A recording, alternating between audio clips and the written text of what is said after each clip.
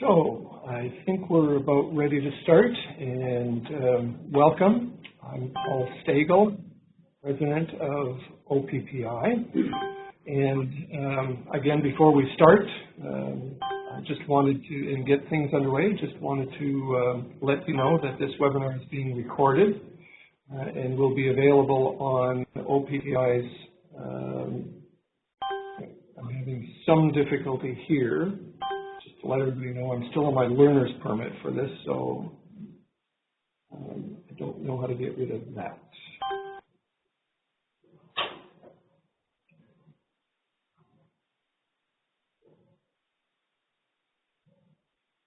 All right. So, no, it's back. And here I thought I'd have to retrain. So just to start off, I want to let everybody know the webinar is being recorded. It will be available on OPPI's website and our YouTube channel later. I'm delighted to chair this inaugural launch of OPPI's new webinar software. And as you can see, we're still experimenting with it, but we're very excited about being able to provide this to our district, for our district communications, for programs, meetings. This will be a means for us to provide services for everyone all across the province, and this is sort of our inaugural launch for this question and answer period. So if you'll bear with me as we run through a couple of technical issues, hopefully that's the last one. Just wanted to remind you that the format today is I will provide a brief summary and presentation. Then that'll be followed by questions and answers. The question and answer function is located at the top right-hand corner of your screen, so I encourage you to ask questions throughout. I'll try and address as many as I can once we're into the answers session. I already have some questions that were provided to us in advance of the webinar, and of course I've received some questions on my travels in the last month, so I'll try to address all of those. So as we settle in, I wanted to first take a moment and to welcome all of today's participants. We have a very full subscription today with attendees from all corners of the province. We've got people from Windsor through to Ottawa. I see Timmins, I see Thunder Bay. We've got a very diverse cross-section of participants. We've got young practitioners, very senior practitioners, public, private, municipal, conservation authorities, school boards. It's just terrific. I understand that some of you even have arranged or have organized groups in your offices so that a larger group can participate. I see some familiar names, familiar faces, and many new names, so welcome. I also want to acknowledge Christine Helm and her participation today. She's the Acting Executive Director for CIP, and she's asked to monitor our webinar on behalf of CIP. Delighted to have her here. Welcome, Christine. She's not here to answer any questions, so Christine, you're off the hook on that. Nor is she representing today's webinar back to CIP Council. All of OPPI's interests will, of course, be taken to CIP through OPPI Council and, of course, our President-elect, Andrew Burry. So I'm very delighted to have such a diverse scope of interest with us today. I have to say that within the last week, since OPPI Council has dealt with this and we had published the President's message and Council's report, something over 2/3 of all OPPI members have accessed the President's message, accessed the Council report, other related links, all to inform themselves about CIP's realignment and OPPI's recommendations. That's just absolutely wonderful. There appears to be quite an overwhelming number of OPPI members who agree with OPPI Council's recommendation of asking for deferral in order to get this right. We all have a very strong interest in a national organization into the next generation. We've also received a handful of no deferral comments, and of course that's to be expected in a diverse membership like ours. So today's webinar is intended to assist you in informing yourselves for when it comes time for you to participate in CIP's forthcoming e-vote. At the end of the day, Council is encouraging you to inform yourselves and to vote in what will be a very important and generative change about our national voice. Whatever your decision, whatever your vote, we encourage you to be informed and to participate. So that's the intro. Let me just move a little bit to then your presentation, and then we'll go to questions. CIP's new governance structure remains really the final implementation stage of our Planning for the Future initiative. The only remaining element after this will be the implementation of the recommendation that the honorific MCIP be replaced across the country provincially with RPPs.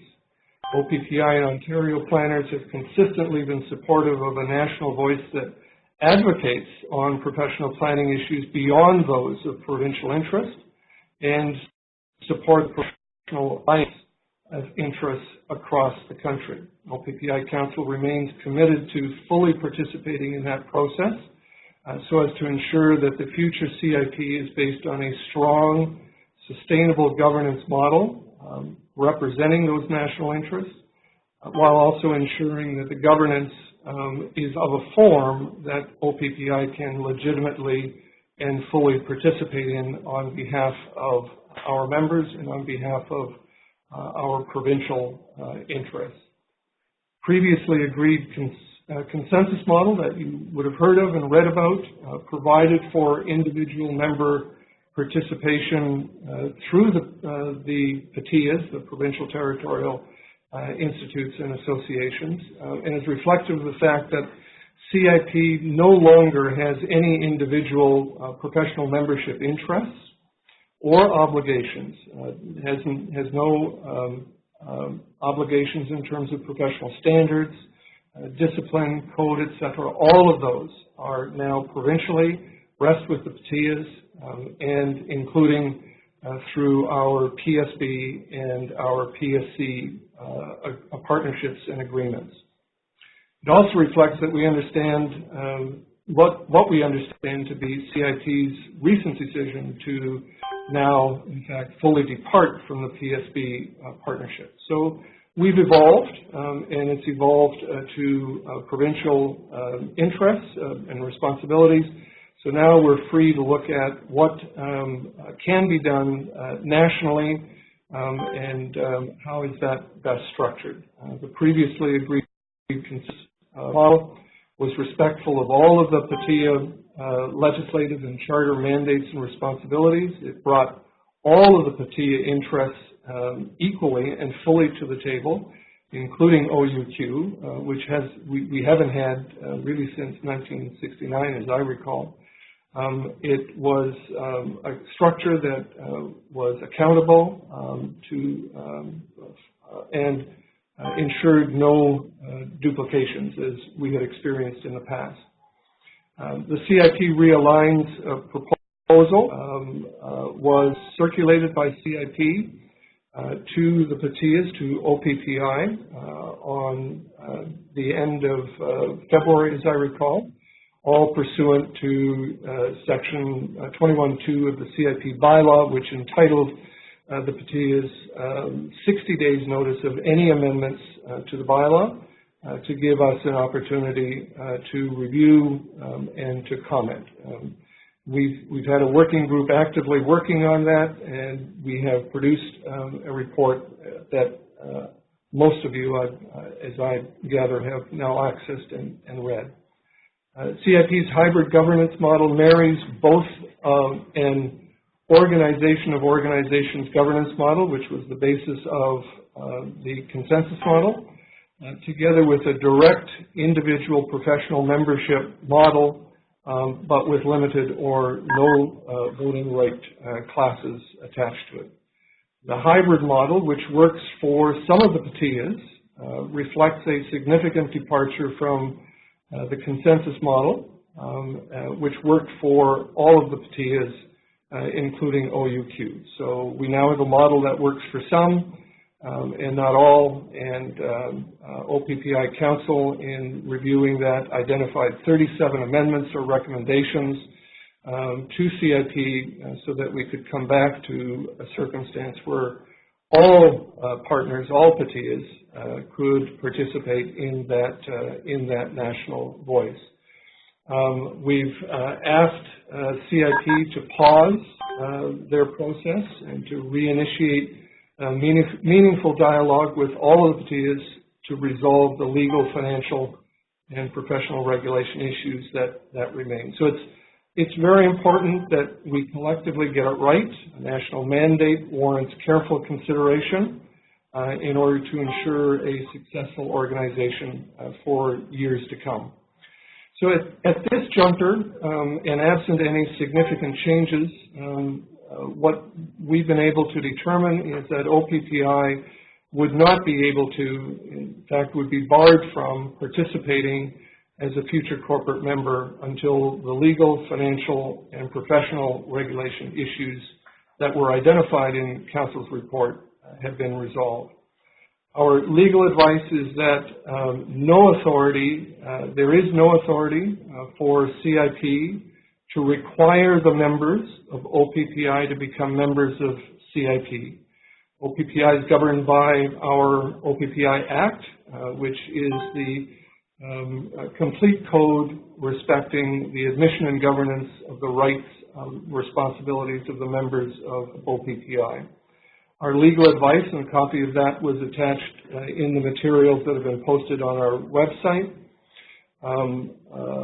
confirmed for us that while the Act permits OPPI to pass a bylaw that provides for affiliation agreements and with other organizations and a number of other things, that authority doesn't extend to OPPI Council and authority to unilaterally require our members, you, to become members of CIP or any other organization. That has to be done on your individual consent, and we're not in a position to obligate that. Much of the basis of CIP's model relies on if a PTIA is to participate as a corporate member, it requires the PTIA to obligate its members to then also be CIP members. And that's as we've assessed it, that is somewhat akin to having to conscript our members without their consent. It requires, it has also the implication of then potentially exposing our members to the third-party organizations, whatever policies they may have and whatever membership equivalencies that they might have. Again, as we understand the mix that, or the structure, that has the potential of then including some of our professional members in a mix with non-professional and non-regulated classes. It requires OPPI also to recognize or elevate non-legislatively based honorific MCIP to that of OPPI's legislatively based RPP designation. As we understand the materials and the explanations that have been provided to us, it is CIP's intention that MCIP be equivalent to RPP and vice versa. So there is an equivalency that is being reintroduced that OPPI Council is not really in a position to obligate to you, again, not without your individual consent. OPPI is also being asked to enter into a legal relationship that hasn't really been clearly defined, and that's a legal barrier to supporting the bylaw that council just simply can't ignore. Some of the other PTIAs, we understand, may not have similar limitations and will be free to make a participation decision without the constraints that OPPI has. I gather for OPPI and OUQ, from what I understand, we would be in a similar situation. I'm not quite certain that the rest of the PTIAs would have that similar constraint. Some of the other PTIA bylaws are still structured on the basis of legacy CIP and CIP affiliation models, where the PTIA membership was directly linked to, and still is for some, governed by an MCIP membership. That, of course, for OPPI changed in the early 90s and was fully altered with OPPI's post-PFF bylaw in 2012. I gather for OUQ, that's been the circumstance for them since the late 1960s. So again, that's a barrier that can readily be rectified by returning to the original consensus model of an organization of organizations that has no such barrier. And again, that's part of the reason that we had asked for the deferral for continuing discussions. In terms of financial, as the largest PTIA, OPPI members make significant financial contributions to CIP. OPPI professionals have historically comprised well over half. At one point I recall the number was something like 56% of professional planners across the country, and who have historically contributed almost 2/3 of CIP's revenue for membership fees. Again, that has to do with the composition of our membership profile compared to some of the other PTIAs. In 2015, I'm quite aware, I've been regularly signing the checks, OPPI planners will be sending just under $1 million to CIP. The implication for OPPI is that there will be an expectation on the part of CIP and the other PTIAs for OPPI and OPPI members to be a major financial supporter for the new financial structure. The consensus agreement that we previously had between the PTIAs and CIP was based on an undertaking by CIP that it would develop a funding model for approval by the PTIAs based on separated core services and specialty services, and that we would have that available for review and assessment as a due diligence consideration, making a decision about whether or not we can or should participate in the new model in terms of the interest of the members. And we understood that would be available to us and agreed prior to the bylaw being finalized. That hasn't been the case, and so the material that was provided to us in February had some very simple but very consequential statements about what the funding should be. Currently, OPPI has not been provided with substantive details outlining the financial model of the new CIP or the risks that would be represented by OPPI becoming a corporate member. Also had not received a fulsome definition of the core services that were to be delivered by CIP.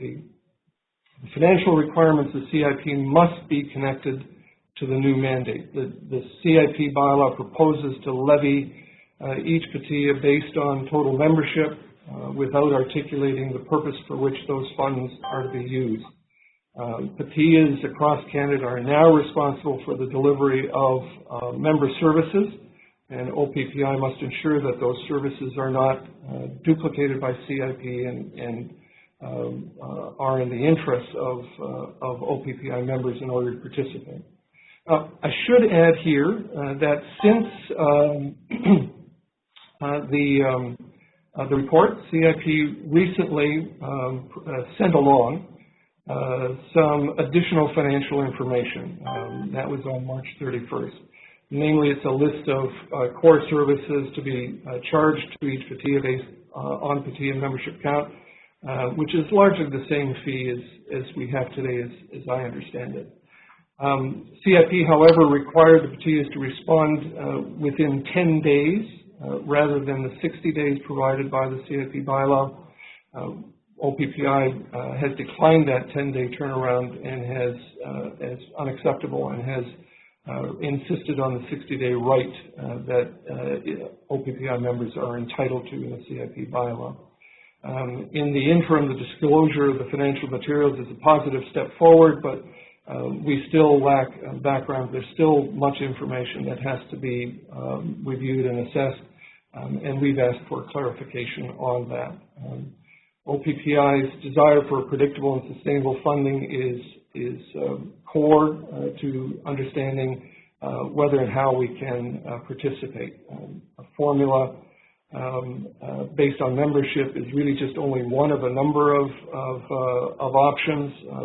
There are certainly others that are available, but we're not certain whether those were investigated and dismissed or whether they were never investigated. So we're looking to have that discussion with all of the partners so that we can have full disclosure. Finally, just on the professional regulation point, the PFF Legislative Task Force recommended RPP as the preferred professional planning designation in Canada. Implementation of this recommendation would serve to advance the planning profession in Canada by clearly establishing credentials for professional planners. OPPI was the first PTIA in Canada to achieve the RPP for its members, and is now pursuing enhanced title protection for professional planners. As I recall, I think something like 97% of planners, professional planners across the country now have access to RPP, and the objective really for the national group would be to assist that remaining 3% to get their RPP. The CIP By-law opens possible opportunities for persons who aren't an RPP to use the member of Canadian Institute of Planning MCIP identification as an equivalent designation to RPP. Should that occur, that's worrisome to OPPI in terms of recommendations of PFF and the use of the purpose of the RPP designation. This is fundamental to our work. And on behalf of OPPI planners, we are not prepared to compromise that professional interest. So, moving on to Q&A, I just want to reinforce OPPI supports the national voice. We are interested in getting it right. OPPI Council is not satisfied that the governance package is the best legal, financial, or professional regulation package in the interest of. The question is not whether there is support for CIP as a national vehicle. The question is whether this bylaw and structure can and should be supported. So let's move on to some Q&As. I haven't been very good about monitoring. So I'm going to deal first with the easy question. I keep using, planners love using acronyms. What's a PTIA? A PTIA is the Provincial Territorial Institute Association. It's the replacement term now for the historic affiliates. So when CIP held all of the membership interests and there were chapters and there were affiliates, because of the PFF change and the legislative changes provincially, the affiliate seems the appropriate description. So we have now come up with another planning acronym, which is PTIA.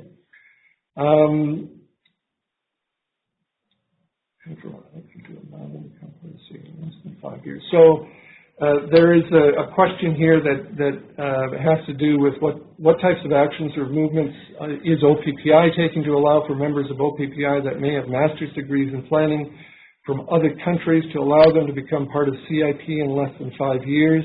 There's a couple of things there. That's not really core to today's discussion, but I can say to you, it's not that you would become a member of CIP, it's that you would become a member of OPPI. To become a member of OPPI, it means you now have to meet the membership requirements that are administered by the PSB, the Professional Standards Board.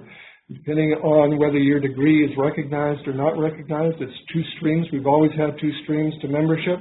And in that circumstance, you would, again, depending on whether your degree is recognized or not, you would then follow that stream.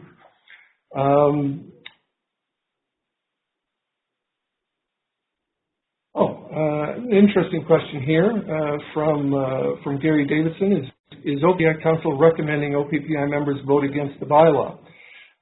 We are, again, we've said that this is a decision that the individual member has to make, and we're encouraging everyone to inform themselves. We're encouraging everyone to participate and to vote in what they think is in their best interest. That also raises a similar question that had been brought in earlier, which see if I can just find that here. And that is, let's see, I can't find it directly, but let me see if I go by memory. The question was, in the event of a successful vote and the bylaw is changed, does that sort of mean that OPPI's problems are solved and that would allow them to participate? And I think the answer there is that again, that on a successful vote, that means the members across the country have each bylaws should be passed. Again, that would require a 2/3 vote. But it doesn't change the circumstance for a corporate member decision. On a successful vote, that means the governance changes there. And so then the PTs will have to make a decision as to whether they can participate as a corporate member or not. What we are telling OPPI members is that the conclusion that OPPI Council has come to at this point, based on the information that we have and the legal advice that we have, is that we would not be able to participate as a corporate member, which is why we are recommending a deferral. Certainly we would encourage members to support the deferral request, but again, at the end of the day, if on the e-vote, if it's not deferred and it does proceed, then we'll see what the members say. We'll see what changes, if any, were made by CIP, and OPPI will then have to make a determination as they're allowed to. Let's see. This will be part of the national week. The question here is, would members still be a part of a national body, CIP, like the RTPI? Again, the RTPI and the APA are very different models to what we have in Canada. There is, from what I understand, there is no other jurisdictional circumstance in any of the other international examples as we have in Canada. In Canada, the regulatory authority is derived through the provinces. There is no such authority federally. So CIP is, in that regard, very similar to APA or RTPI. The difference being RTPI, APA, Australia, South Africa, New Zealand, all the rest of them, they don't have the equivalent of the PATIA and the provincial regulatory authorities. So there, you do have a very different type of membership involvement. But to answer your question of would you still be part of a national body, in the consensus model, the answer is yes. With OPPI participating, you would be participating through OPPI in a national interest. In the circumstance where the OPPI would not be able to participate. CIP has left an opportunity open for individuals to still join CIP through a neighboring PATIAs. So you'd be an out-of-province RPP, and you would join CIP through that. We have that circumstance today. We have a number of out-of-province members, basically RPPs who wish to practice in other provinces and to have the RPP of that province available to them. So that's something that CIP would continue to have available. Let's see what else we have here. So there's a question, have the other PATIAs developed a stance on those CIP changes, and are they supportive or otherwise? We've seen, I think many of the PATIAs have responded. I understand OUQ has not, which in some respects probably not surprising, but I believe the others have. We have not seen everyone's submissions. Again, these are submissions that are made to CIP Council. What we understand is that there are a few that have similarly asked for a deferral. There are a few that have had no issues with it. They've made a couple of bylaw changes, but again, I think that's reflective of my earlier comment, which is, excuse me, which is that some of the other PATIAs don't have the same sort of legislative constraints or as OPPI, or rather their legislation is not similar to ours, and theirs is still much more based on the legacy affiliation arrangement. So there are less issues for them that are raised. So we'll see what the other in due course. I expect we will see and hear what everyone else has said, and we'll certainly in due course hear what CIP decides that they want to do. Let's see. That's a similar question to one before.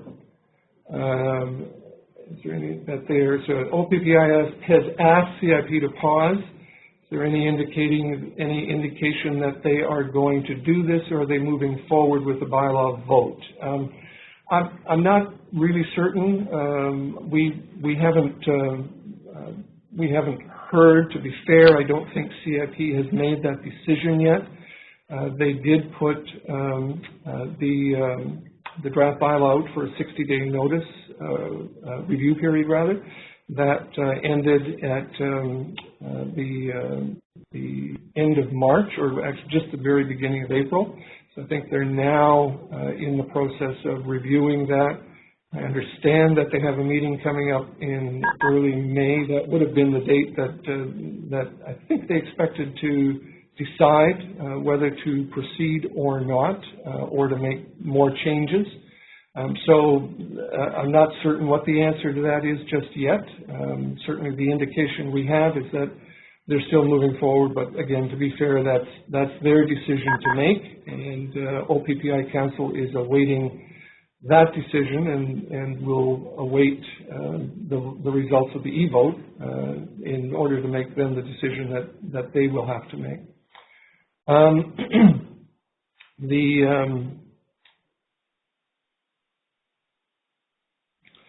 So there's a question here. You said that OPPI's enabling legislation does not permit it to mandate members' enrollment in CIP, and is OPPI open to changing this or opposed to changing this?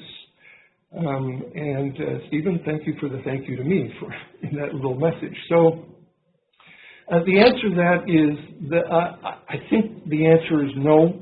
Certainly OPPI Council is committed to moving forward with what we have. To change the legislation would be regressive.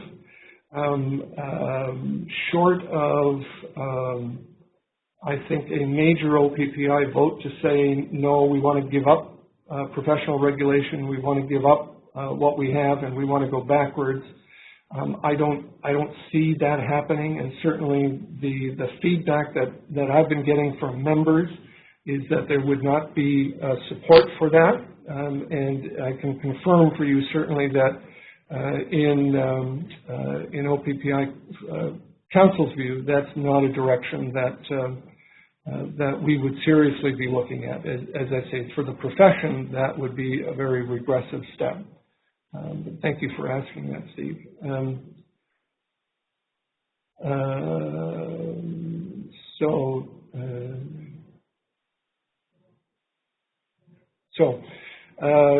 Jacqueline, thank you for pointing out that I speak very quickly. You are not the first one in my life or my career to tell me I do that, and I apologize for that, I will try to slow down. But your question is, there are a number of outstanding questions regarding the financial details core services, and can we expect this before the vote? I have to tell you, I don't know what the answer to that is. That's really, again, a very fundamental question that we've identified to CIP. CIP has taken a positive step forward to send us some material, which was just at the end of March. But they only gave us 10 days to look at it, which is not appropriate. And secondly, it begged more questions than it solved, that it provided answers. So we know there's a discussion there that can be had. The frustration for us is that it's been a one-sided discussion, that it's really just been information, it's really just been information coming from CIP, and so we're into a backing and forthing of letters and emails. It would be helpful to have that really as a face-to-face discussion, and then to go to a vote. I'm not certain what the answer is, but I am hopeful with given CIP's recent provision of some information.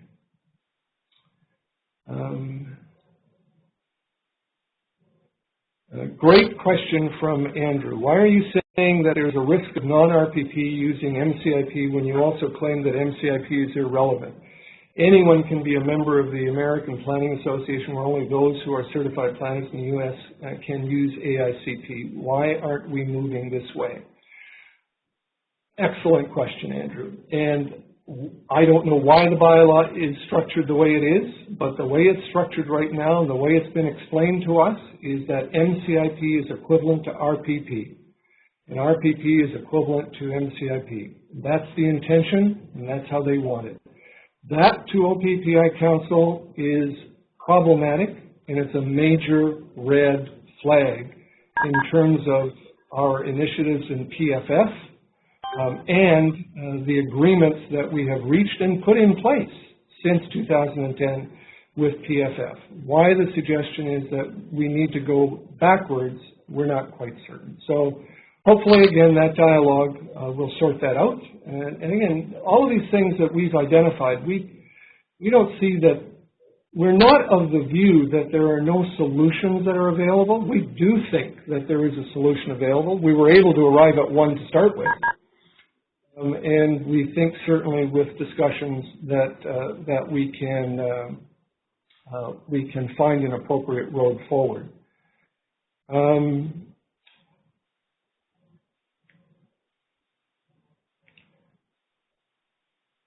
Sorry,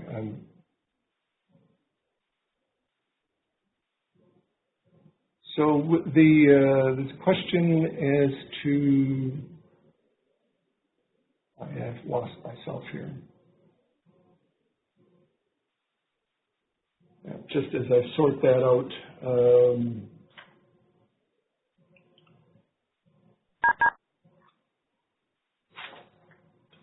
so there's, just as I let this sort of sort itself out here, there was a prior question. What about the articles of continuance? Don't we have to meet the one-year deadline? And what will happen if we don't?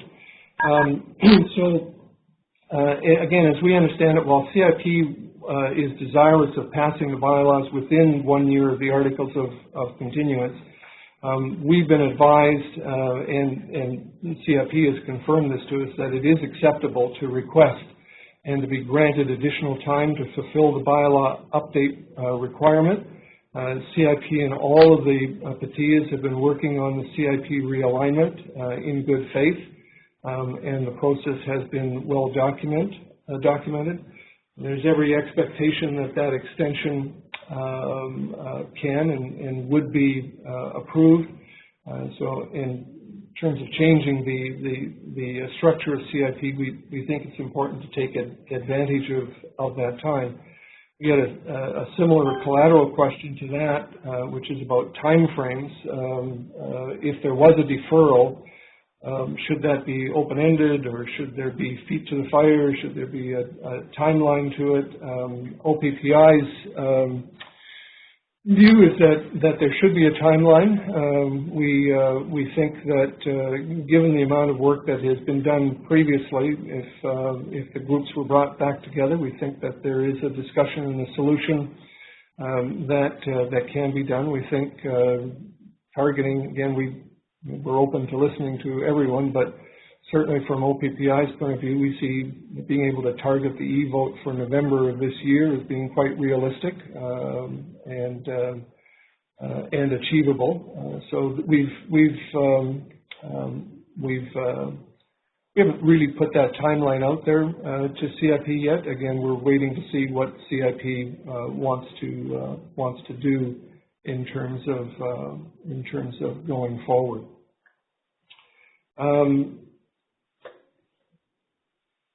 We had a question from an OPPI student. I don't know if there are any students on a line right now, but certainly in terms of posting it to the YouTube, let me answer that question. As an OPPI student member, do I get to vote on CIP's realignment? So as a student member of CIP, under the current bylaw, the answer is yes, you are a voting member, and you will be able to cast a ballot in the upcoming CIP e-vote. Going forward, in the proposed bylaw, you will be classified as a non-corporate member, which means you will not be given a vote, as is currently exists in other PTIA bylaws. So that's one of the changes.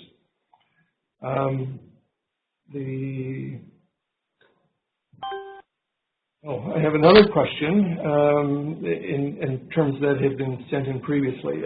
I've read that all of this is just Big Bad Ontario throwing its weight around, trying to get what it wants, and is that what's happening? So I can certainly tell you, no, that's not the case.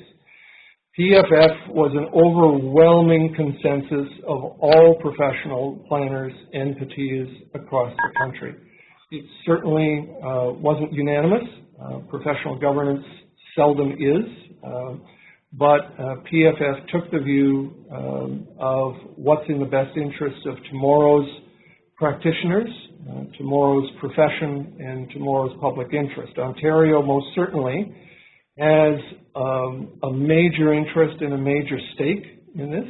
It has much to lose in an unsuccessful new governance structure, given that over half of the country's professional practitioners live and work in Ontario. In that regard, OPPI's interest is certainly ensuring that it's done right, and if Ontario's voice is perhaps more frequent than it has been in the past, that's because we're now really fully invested in PFF, and it really should be seen through, and it shouldn't be taken backwards. I think I'm getting back my, I had a question here from Sora. Will you be posting all of these questions and answers from this webinar online, i.e. OPPI website, for all to see? We'll see once we finish here. We've got a combination of online questions and questions that have come previously. My objective has been to try to answer all of them so that we have it on recorded, and we can put it to the podcast, and we'll just see at the end of the day how many we've missed and whether we have to supplement that. But I have to tell you, so far, I think I'm capturing all of the questions, so we're probably good to go with recording. Another question, if CIP proceeds with the bylaw and other PTIAs approve of it, would OPPI consider separating from CIP? Again, not a question about separating from CIP. Again, it goes to an understanding of what CIP is. OPPI is a fully functioning, independent institute. We have the responsibility for membership standards. We share that with the other PTIAs. CIP is a national voice organization today.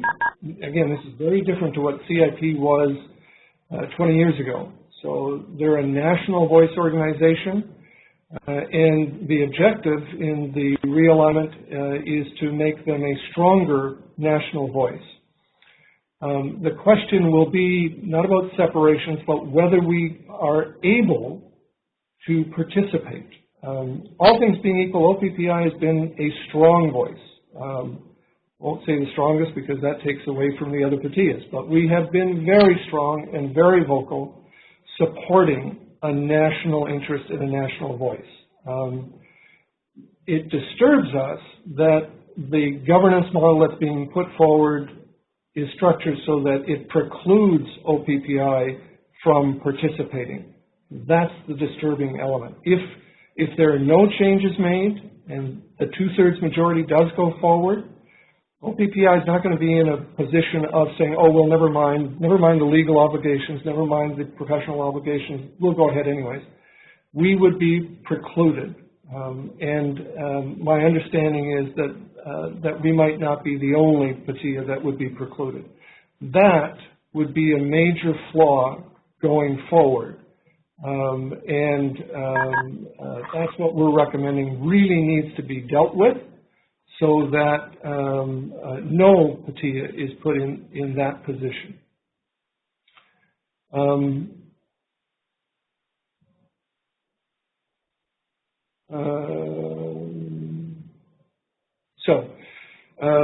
I have a comment here from Phil. Thanks for the good seminar. I hope I started slowing down. And I'm not talking too fast, but thank you very much, Phil, for that comment. Your question is, could a future webinar debate on these matters between OPPI and CIP, et cetera, be arranged? Thanks. That's very interesting. I'm not certain. I think certainly OPPI has been very strong about having a dialogue with all of the PTIAs. This is not about two PTIAs talking, or a PTIA talking to a stakeholder group, or a PTIA talking to CIP, or CIP talking to one. It's really been about a fulsome discussion. In terms of informing and advising, I wouldn't close the door on that. When we were still in the consensus model mode originally, we had already started talking at that point about what is an appropriate communications package. That unfortunately was not pursued. If we do find again a common ground, I would certainly consider that, and we'll see. Certainly, the idea is to get as many people involved and informed as we can.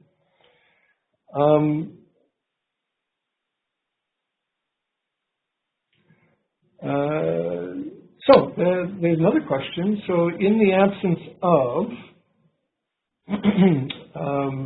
posting the questions from this session on the website, perhaps a list of frequently asked questions on the OPP website on this issue. That's certainly something we can think about. We have linkages right now to a number of FAQ considerations, and we can certainly think of doing that. Thank you, Thora. Thank you, Thora, for that suggestion. I had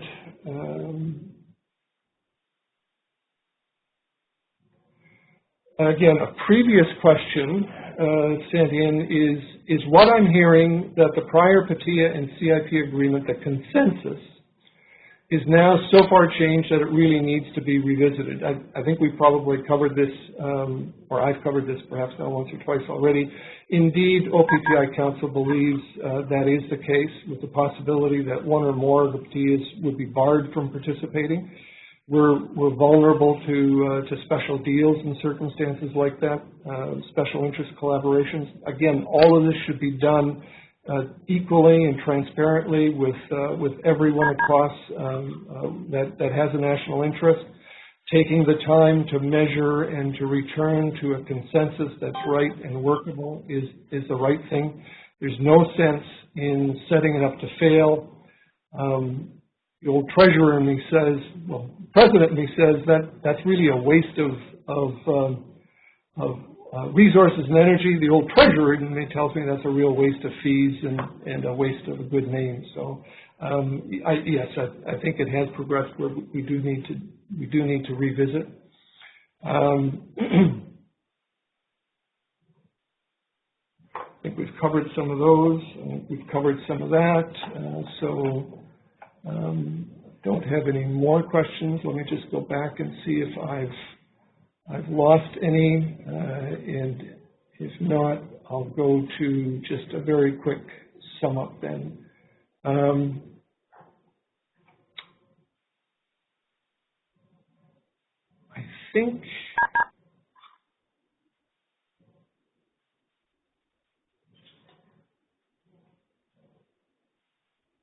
think I've got everything except the very first comment that says I can't hear. I do hope we sorted that out for you. So, okay. So I think with that,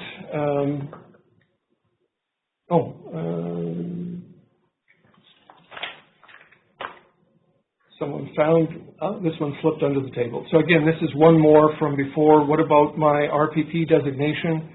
If we vote no, will I lose my RPP?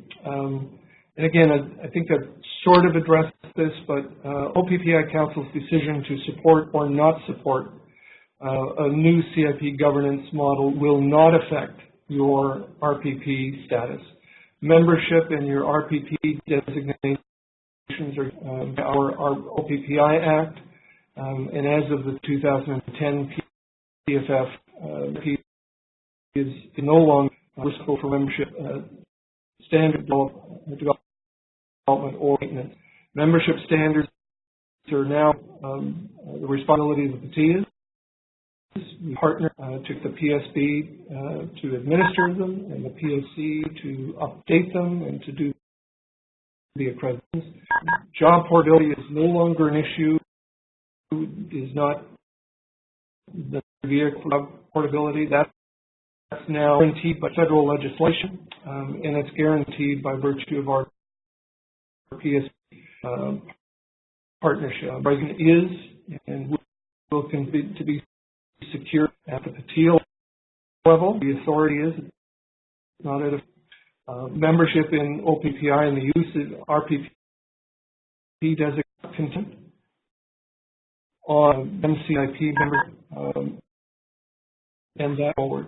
Membership in CIP is, however, on a qualified RP and in good standing. So there's really nothing that affects you as an RPP, irrespective of that is an appropriate restructured now and international role doesn't compete. We really need to start having. We need to have an organization in place to work with the remaining 3 of our members nationally, so that they too have an RPP and participate in that. So those are the questions. I'm going to go now just very quickly to wrap up. Thank you. I've got my notes all over the floor now. So what happens from here? Just very quickly, just to let you know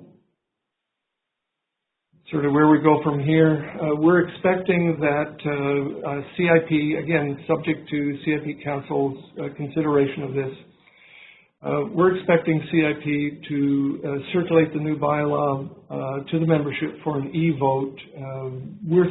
We've been told probably May 7th. The voting period will be between May 7th and June 23rd. They'll deal with it at a special meeting in Saskatoon at the AGM. Assuming there's a successful vote, CIP then intends on filing the revised articles of continuance by July. The revised articles are required because of the changes that they've made since the consensus model. You'll be asked to vote during May 7th to June 23. Whatever your decision might be, I encourage you to vote. Certainly inform yourself, and if the vote goes forward, I encourage you to vote. This does involve not your RPP future, but it does involve a national future, and that's important to us as well. Assuming a successful OPPI Council will then be, if it will participate as a corporate model at this juncture, and absent any significant changes, likely OPPI Council will have to decline, as they'll be precluded from participating. But we're hopeful, and we're hoping those continued discussions will happen. So I'm going to be, just to let you know, I'm going to be attending a number of district events across the province to discuss CIP's realignment. I look forward to seeing some of you at one or more of those. I want to thank you today for participating. Stay tuned, stay informed. Please feel free to provide follow-up comments. Show your support for the deferral by sending me an email. You can contact me at president@ontarioplanners.ca. So we continue to hope that CIP will defer the vote, and we'll work with all of the parties to make changes to the bylaw that will allow OPPI to support it. So thank you for today, and see you at one of the events.